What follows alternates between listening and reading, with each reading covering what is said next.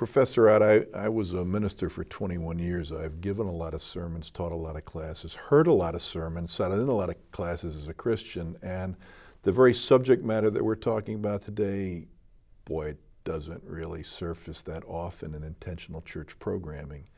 There must be a consequence about this.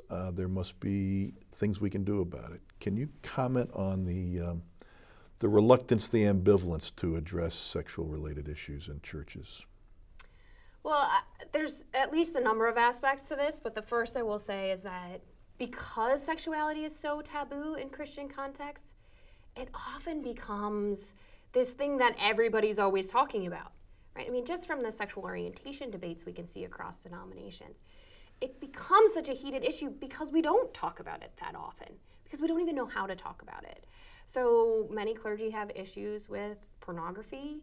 We have severe issues with sexual abuse and sexual violence within Christian communities.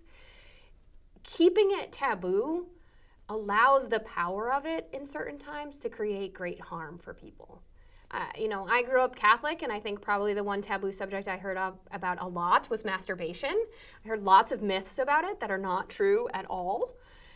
And, I personally think if we take the taboo out of sexuality, what we do is we actually let it be what God intended it to be, which was a way in which we express who we are, a way in which we can communicate with, engage with, be in relationship with God, and a way in which we can communicate and be in relationship with other human beings. Now, does that mean we have to be careful about it? Yes. But does it mean we should avoid it? No. I think thinking about the ways in which we talk about pleasure and desire, maybe they just got screwed up many, many, many centuries ago because of St. Augustine and his issues. But at the same time, he was trying to say we need to talk about this. He was saying, I struggle with this. This is something that's getting in the way of how I know God. And he wanted to work it out. We've almost gone the opposite direction to say, just don't tell us about it. And you work it out on your own because it doesn't have anything to do with God. When in fact, it has everything to do with our relationship with God. How we think about our bodies, how we love our bodies.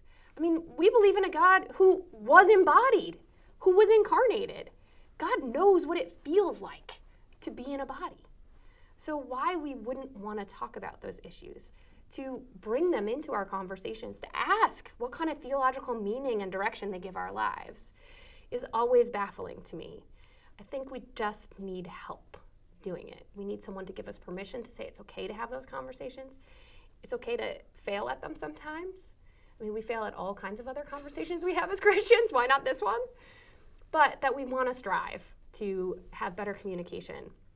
And I often think when parents leave the kind of workshops that I do for them on sexuality education and sharing your Christian values, many of them say to me, I kind of know how to talk about sex, and I know how to talk about my faith, but I have no idea how to put the two of them together.